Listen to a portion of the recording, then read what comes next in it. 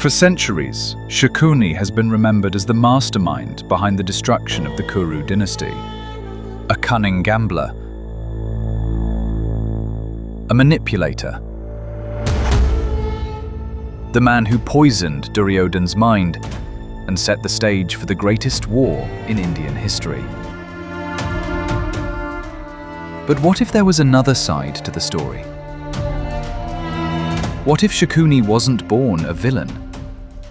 What if everything he did was driven by a terrible injustice committed against his family? Today, we uncover one of the darkest and most mysterious stories from the Mahabharata: the hidden revenge of Shakuni.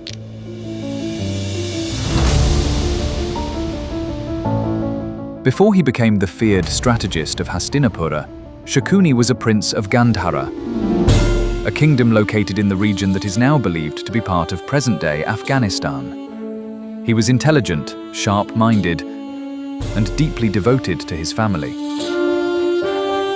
Among the members of his family was his beloved sister, Gandhari. Gandhari was known throughout the land for her wisdom, beauty, and devotion.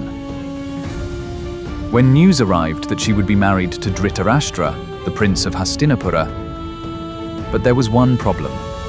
Dhritarashtra was blind. According to some traditional legends, Gandhari's family felt deceived because this crucial detail was either hidden or not properly disclosed before the marriage arrangement. What followed would change Shakuni's life forever.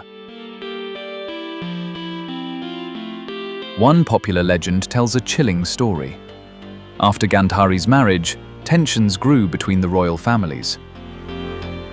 Eventually, King Subala, Shakuni's father, along with his sons, was imprisoned by the Kuru rulers.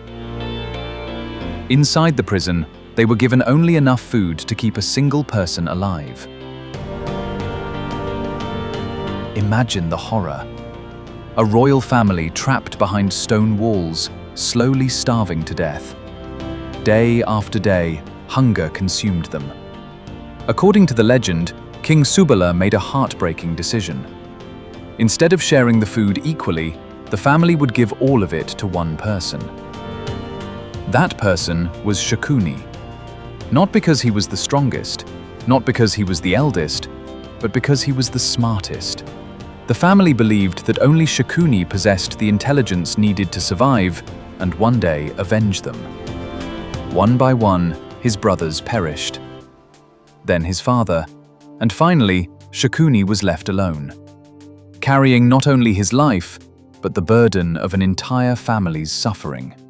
According to later folklore, his bones were used to create a special set of dice that would always obey Shakuni's will.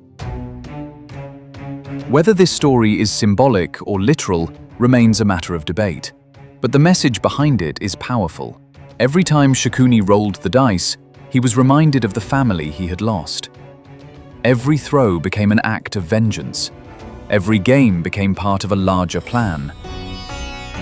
A plan to destroy the dynasty he believed had destroyed his own. When Shakuni arrived in Hastinapura, he found the perfect weapon: Duryodhana, the ambitious and insecure son of Dhritarashtra. Shakuni understood Duryodhana's weaknesses better than anyone.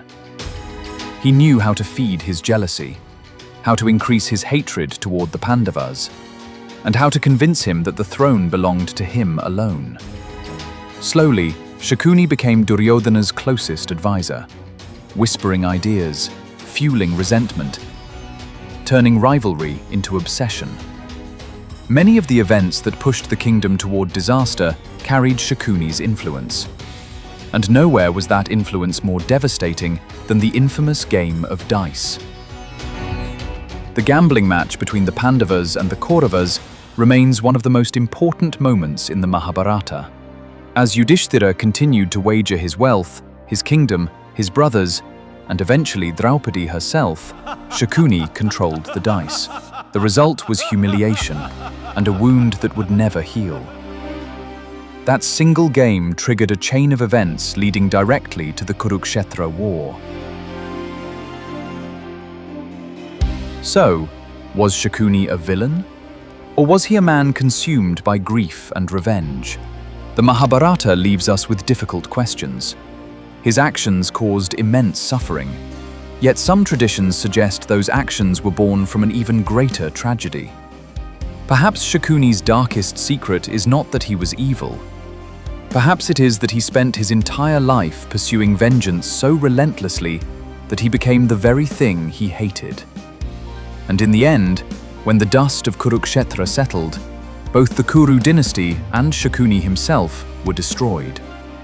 A reminder that revenge may satisfy anger, but it rarely leaves anyone victorious. If you enjoyed uncovering this hidden side of Shakuni, subscribe to the Ancient Storyteller and join us in the next episode of Dark Secrets of Mahabharata, where we'll reveal the untold truths about Draupad.